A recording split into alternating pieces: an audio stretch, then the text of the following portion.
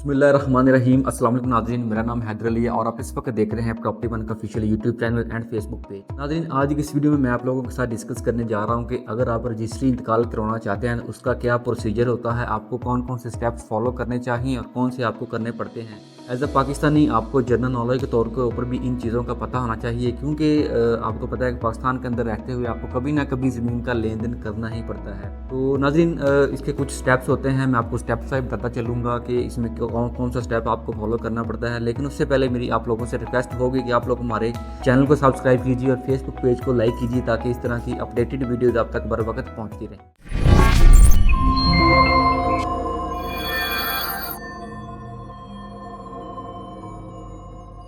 बिस्मिल्लाहिर्रहमानिर्रहीम। अस्सलाम वालेकुम नाज़रीन, मेरा नाम हैदर अली है और आप इस वक्त देख रहे हैं प्रॉपर्टी वन का official YouTube channel and Facebook page. नाज़रीन, आज की इस वीडियो में मैं आप लोगों के साथ डिस्कस करने जा रहा हूं कि अगर आप रजिस्ट्री इंतकाल करवाना चाहते हैं उसका क्या प्रोसीजर होता है, आपको कौन कौन से स्टेप्स फॉलो करने चाहिए और कौन से आपको करने पड़ते हैं। एज अ पाकिस्तानी आपको जनरल नॉलेज के तौर के ऊपर भी इन चीज़ों का पता होना चाहिए, क्योंकि आपको पता है कि पाकिस्तान के अंदर रहते हुए आपको कभी ना कभी ज़मीन का लेन देन करना ही पड़ता है। जी तो नाज़रीन, सबसे पहला जो आपने स्टेप फॉलो करना होता है, आप जो भी ज़मीन मकान या कुछ भी चीज़ परचेज कर रहे हैं, आप उसका एक दफ़ा मौका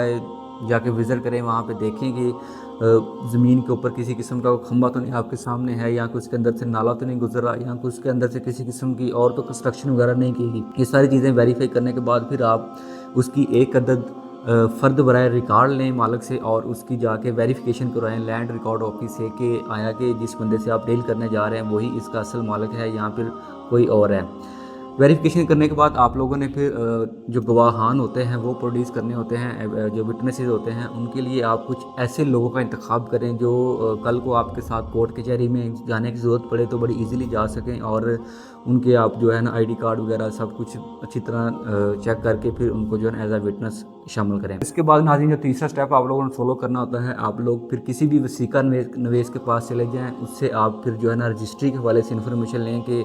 रजिस्ट्री के ऊपर कौन कौन से आपके टैक्सेस लगने हैं और कौन कौन से आपके ऊपर जो है ना जो खर्चे होने हैं आपके रजिस्ट्री के ऊपर, वो आपको सब कुछ वसीका नवेश बताएगा। तो यहाँ पे मैं आपको एक टिप देना चाहूँगा कि आप 3 से 4 वसीका नवेश के पास जाएँ, फिर आपको आइडिया हो जाएगा कि इस वक्त रजिस्ट्री का क्या रेट चल रहा है, और फिर जहाँ पे भी आपकी डील बने तो उससे जो है ना आप फाइनल करके बाकी रजिस्ट्री के अंदर फिर आपकी सारी डिटेल्स मेंशन की जाती है कि ज़मीन के दाएं क्या है बाएं क्या है, कितने के अंदर परचेज़ की जा रही है, गवाहान कौन है, लेने वाला कौन है, बेचने वाला कौन है, ये सब डिटेल्स उसके अंदर मेंशन होती हैं। उसके बाद नाज़रीन, फिर जब रजिस्ट्री तैयार हो जाती है फिर आप लोगों ने रजिस्ट्रार के रूबरू पेश होना होता है। रजिस्ट्रार नॉर्मली तहसीलदार होता है या फिर सब रजिस्ट्रार होता है।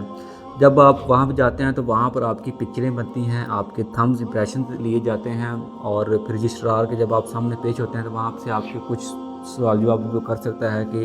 आप क्यों ज़मीन बेच रहे हैं, किसी किस्म का आपके ऊपर प्रेशर तो नहीं है। फिर परचेजर से वो पूछ सकता है कि आपको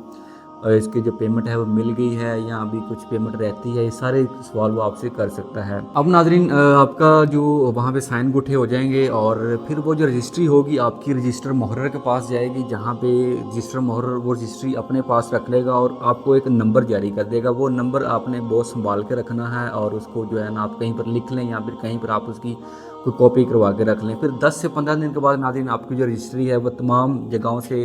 वेरीफाई होके टेस्टेड होके आ जाती है, और फिर आपने सबसे पहला जो काम करना है, आपकी जो रजिस्ट्री है उसकी 4 से 5 आपने कॉपीज़ करवानी है, जो कि आपने बहुत संभाल के रखनी है। मुख्तलिफ जगहों पर आप एक एक कॉपी रखें और फिर रजिस्ट्री लेके आपने सीधे घर नहीं चले जाना, बल्कि आपने डायरेक्ट आपका जो मुतलका पटवारी है उसके पास जाएंगे आप, और फिर जाके उससे जो आपका इंतकाल है उसका इंदराज करवाएंगे। नॉर्मली जो लोग होते हैं वो रजिस्ट्री लेके घर को चले जाते हैं कि बस अब हमारा काम हो गया है। आपका इंतकाल करवाना बहुत ज़रूरी होता है, और जब आप पटवारी के पास जाते हैं रजिस्ट्री लेके तो वो फिर जो पिछला मालिक होता है उसकी जगह आपके